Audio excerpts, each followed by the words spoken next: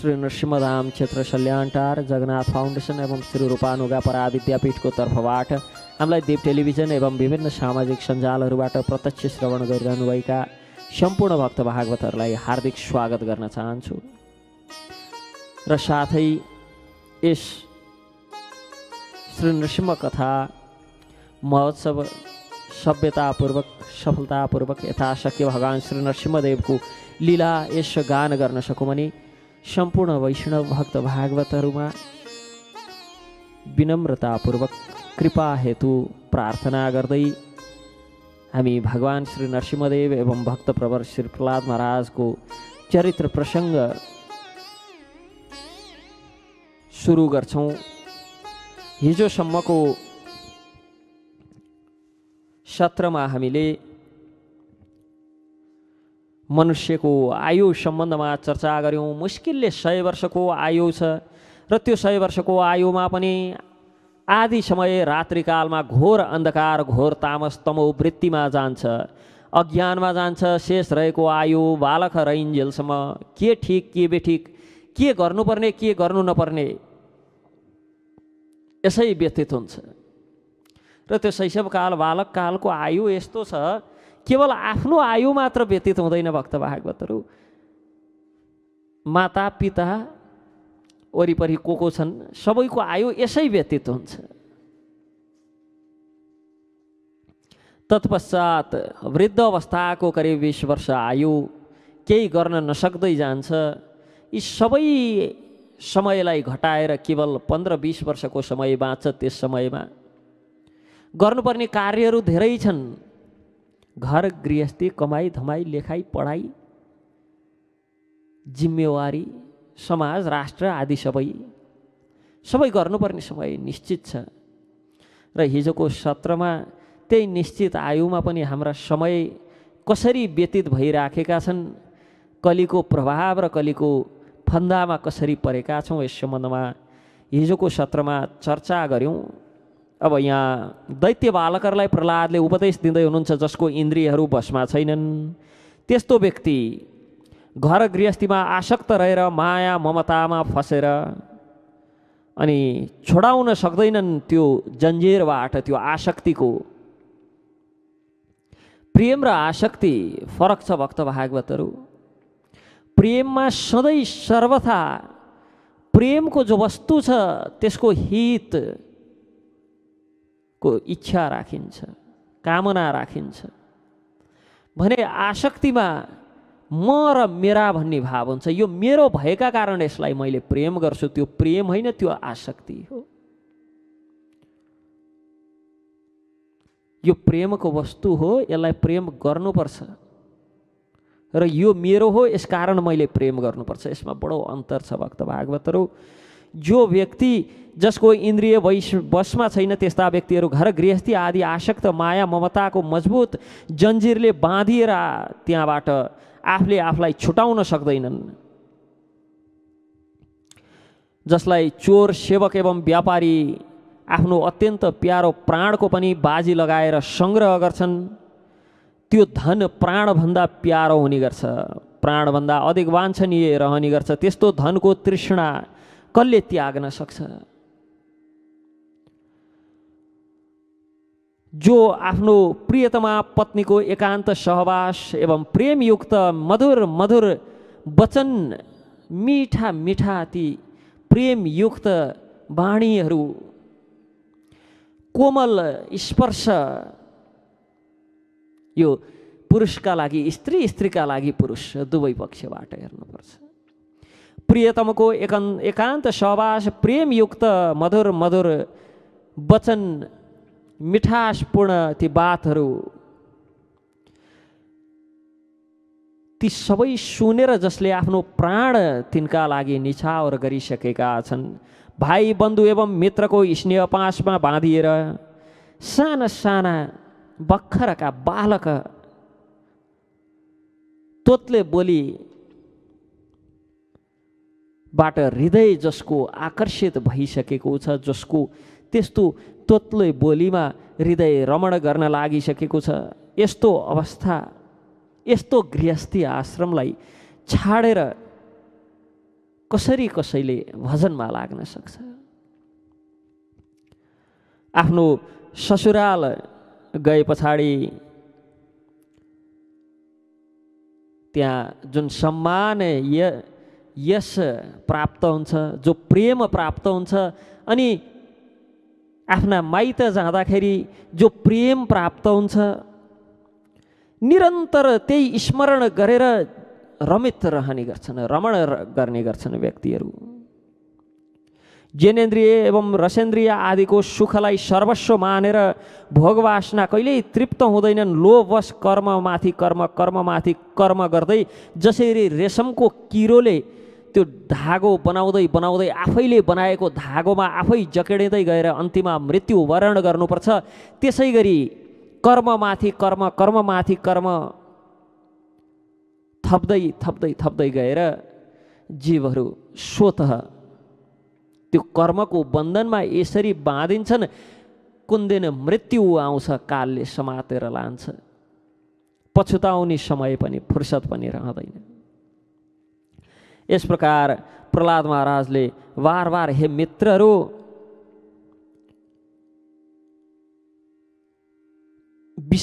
विषय आसक्त दैत्यहरूको सङ्गत छोडेर आदिदेव भगवान श्री नारायणको शरण ग्रहण गर्नु, किनभने जसले संसारको आसक्ति छोडेको छ त्यस्ता संसारको आसक्ति छोडेका महात्माहरूको परम प्रियतम एवं परम गति भनेको भगवान श्री नारायण नै हुनुहुन्छ। यसकारण जसरी हुन्छ यो जीवन जो आसुरिक हिसाबले जीवन व्यतीत गर्दैछौ, जो असुरहरूको सङ्गमा बसेर जीवन व्यतीत गर्दैछौ र जो कार्यहरू गरेर जीवन व्यतीत गर्दैछौ, ती सबै कार्यहरू बन्धनका कारक हुन्। यी कार्यहरूबाट, बन्धनका कारकहरूबाट उन्मुक्ति प्राप्त गर्ने एक मात्र उपाय कर्मप्रति आसक्त नभइकन, कर्मको फलप्रति आसक्त नभइकन, भगवानले गीतामा कर्मण्यवाधिकारस्ते मा फलेषु कदाचन मा कर्मफलेतुर्भुर्मा त्यसङ्गस्तु अकर्मणि भनेर भन्नुहुन्छ। कर्म यज्ञ हो। जो कर्तव्य कर्म छ त्यो वास्तवमा यज्ञ हो, र यज्ञ त हरेक जीवले गर्नै पर्छ। कर्तव्य कर्मबाट विमुख हुन मिल्दैन, तर कर्तव्य कर्म यज्ञको रूपमा भगवान यज्ञ भगवान भोक्ताराम यज्ञ तपसाम यज्ञका भोक्त भनेको भगवान विष्णु हुनुहुन्छ। हरेक कर्तव्य कर्मलाई भगवान विष्णुको सेवाको रूपमा यदि हामीले सम्पन्न गऱ्यौँ भने र यज्ञको फल सम्पूर्ण रूपमा भगवान श्रीहरिमै समर्पण गऱ्यौँ भने तत्पश्चात त्यो यज्ञ सम्पादनबाट, अर्थात् हामीले गरेका कर्महरूको बन्धनमा पर्नु पर्दैन। त्यो कर्महरूको बन्धनले हामीलाई बाँध्न सक्दैन र फलमा आसक्ति नहुना साथ, फल भगवानको श्रीचरणमा समर्पित गर्न साथ व्यक्ति सुख दुःख भय मोह आदिबाट पनि स्वतः मुक्त हुन्छ। संसारमा सबैभन्दा ठुलो भय हामीलाई के को हुन्छ भक्त भागवतहरू? संसारमा सबैभन्दा ठुलो भय हामीले गरेका कार्यहरू, हामीले सोचेको हिसाबको फल प्राप्त नहोला, वाञ्छित फल प्राप्त नहोला, सबैभन्दा ठुलो भय यसमै रहन्छ। र सबैभन्दा ठुलो क्रोध पनि यदि वाञ्छित फल कर्म अनुसारको प्राप्त गरेनौँ भने सबैभन्दा ठुलो क्रोध पनि हुन्छ। काम र क्रोधको मूल भनेको कर्मफल प्रतिको आसक्ति हो भक्त भागवतहरू। यसकारण यहाँ प्रहलाद महाराजले कर्म आदिप्रति आसक्त नभइकन, कर्मफल आदिप्रति आसक्त नभइकन, कर्म आदिमा नलागिकन, किनभने यो जगतमा फल आदि भनेको त प्रारब्ध अनुसार भोग्य सामग्री, इन्द्रिय भोग आदि भनेको त प्रारब्ध अनुसार स्वत प्राप्त हुने कुरा हो। जसरी श्रम नगर्दा नगर्दै पनि हामीले दुःख पाउँछौँ, त्यसै गरी प्रारब्धमा लेखेको सुख पनि प्राप्त गर्छौँ।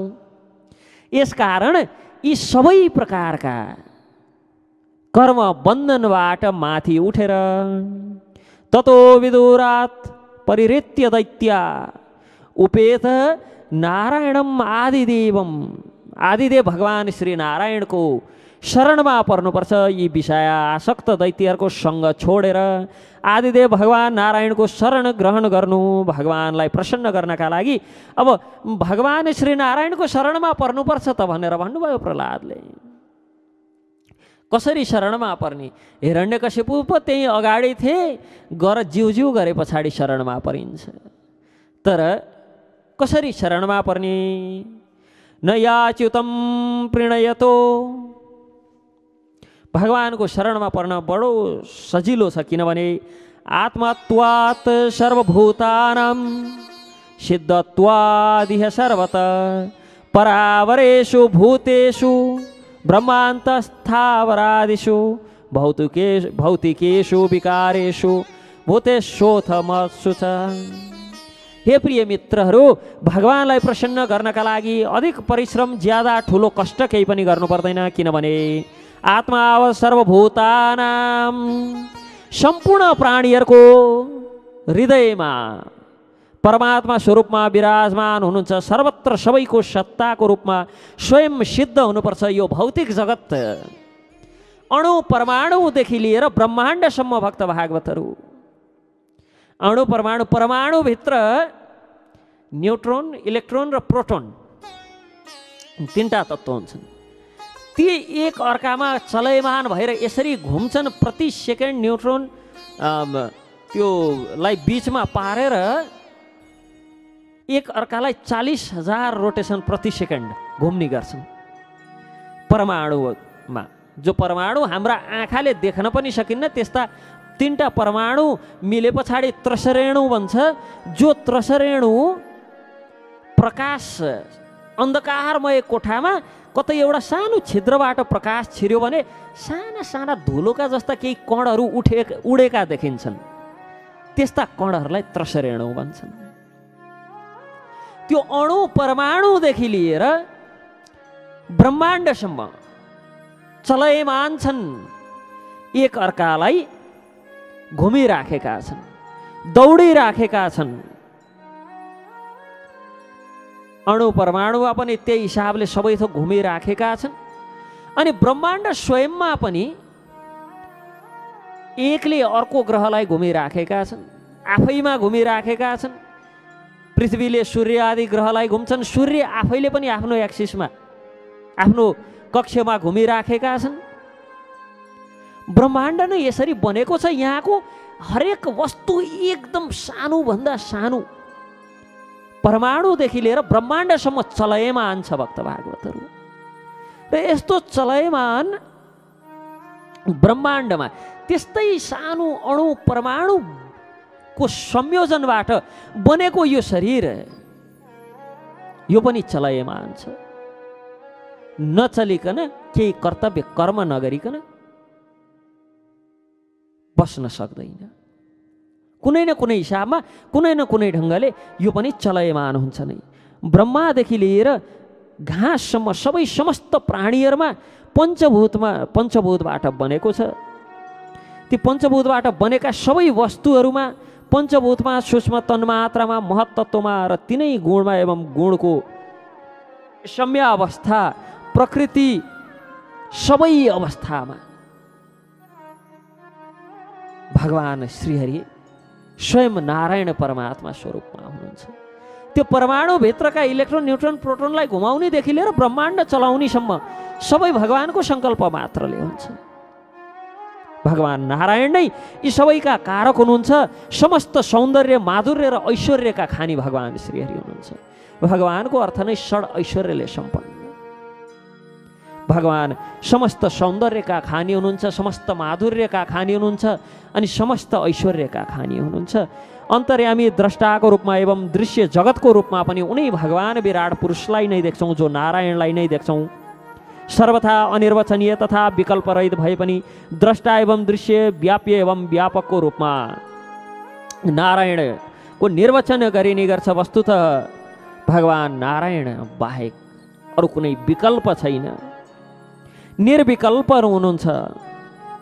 केवल अनुभव स्वरूप, आनन्द स्वरूप परमेश्वर हुनुहुन्छ। गुणमयी सृष्टि गर्ने मायाद्वारा उहाँको ऐश्वर्य हाम्रा आँखाबाट लुकेको छ।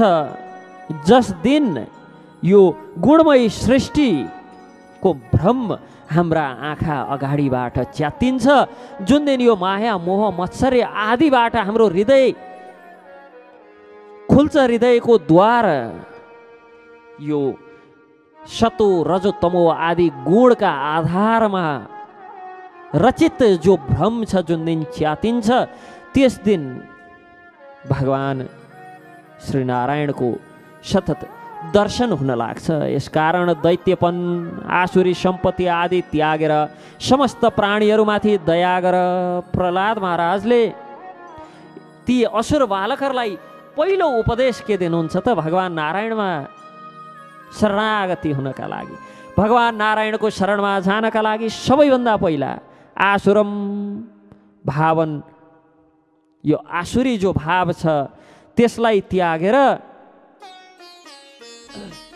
दयाम कुरुत सौहृदम तस्मात् सर्वेषु भूतेषु, मान्छेलाई मात्र दया गर, तिम्रा छोराछोरीलाई दया गर, मातापितालाई दया गर, आफ्ना भनेकालाई दया गर, बाँकीलाई दुःख देऊ। यस प्रकार प्रहलाद महाराजले उपदेश दिँदै हुनुहुन्न। यदि नारायण भगवान श्री नारायणको शरणमा जाने हो भने तस्मात् सर्वेषु भूतेषु, समस्त सर्वेषु भूतेषु, सर्वभूत आत्माहरू, जति पनि जीवहरू छन् समस्त प्राणीहरू प्रति दयाम कुरुत सौहृदम, सबैलाई सुहृद मानेर दया गर्नुपर्छ। तर यहाँ त हाम्रो विडम्बना भक्त भागवतहरू आफूले आफूलाई वैदिक सनातनी भन्नेहरू, भगवान पशुपतिनाथको आरती कहिल्यै नछुटाउनेहरू, लन्चमा गरेको मांस भक्षणको दाँत कोट्याउँदै आरती श्रवण गर्छौँ।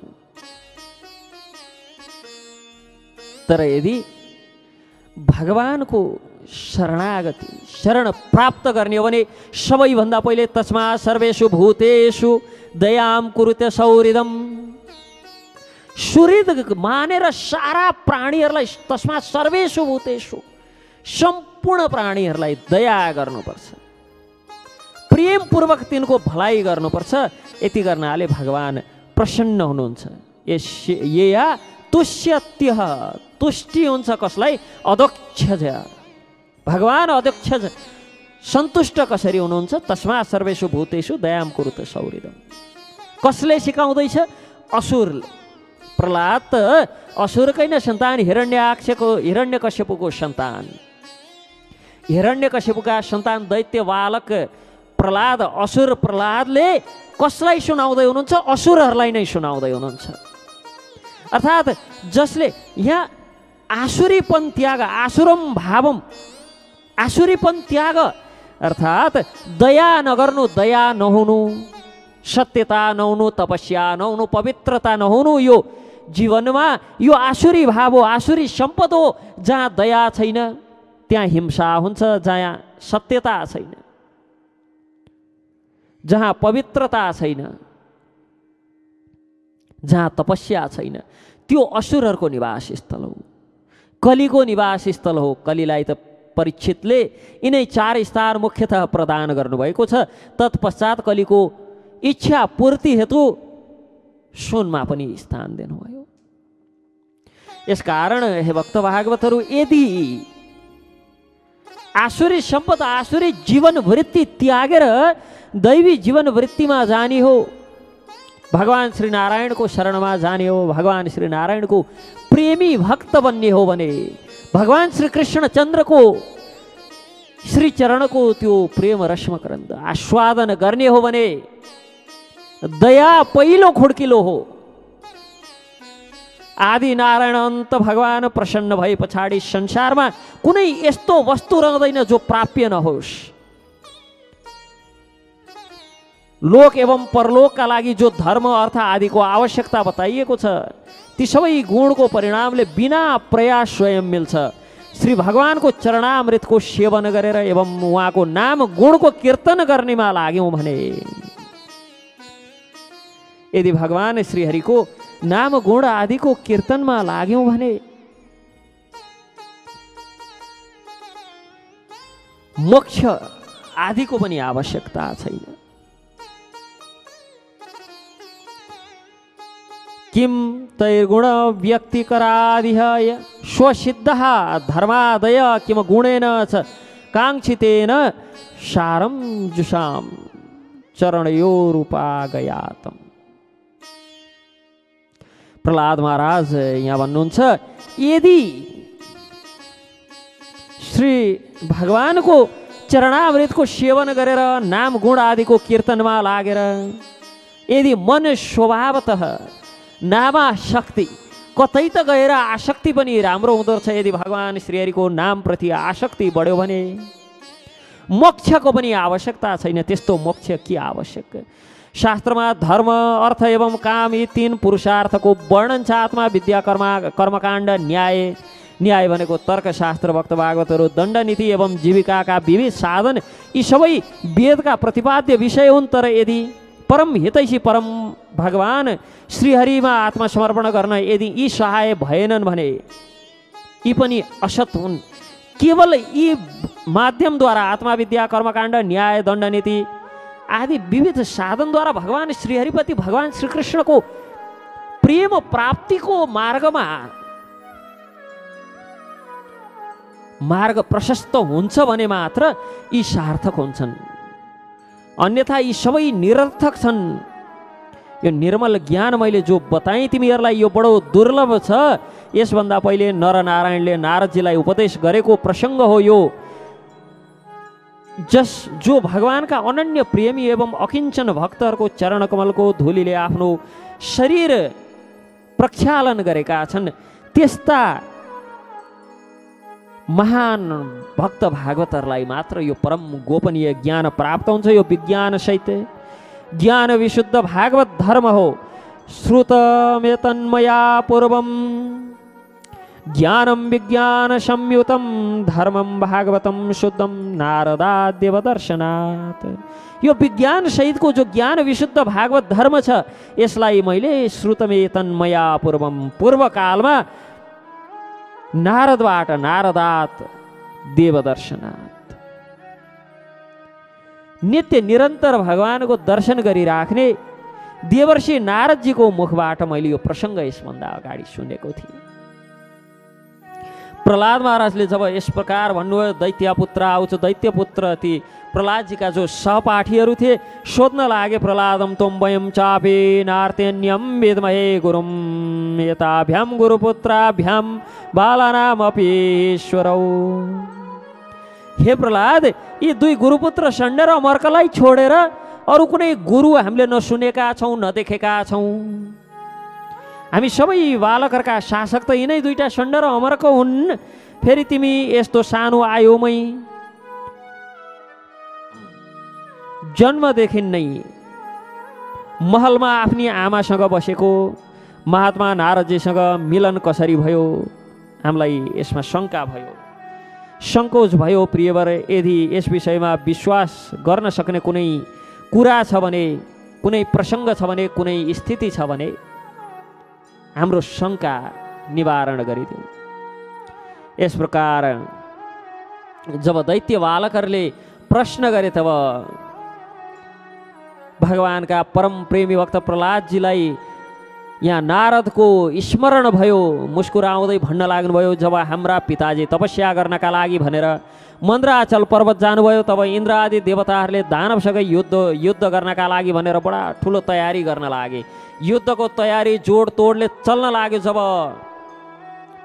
थाहा भयो दैत्य असुरहरूलाई, जब थाहा भयो देवताहरू हाम्रा स्वामी नभएको बेलामा, हिरण्यकश्यपु नभएको बेलामा युद्धको भरमार तयारी गरेर आक्रमण गर्ने विचार गर्दैछन्, युद्धका लागि ठुलो उद्योग चल्दैछ, यस्तो थाहा पाए पछाडि सारा असुरहरूले के गरे त भन्दा सहसा एकदम डराए, आत्ते र सबै थोक छोडेर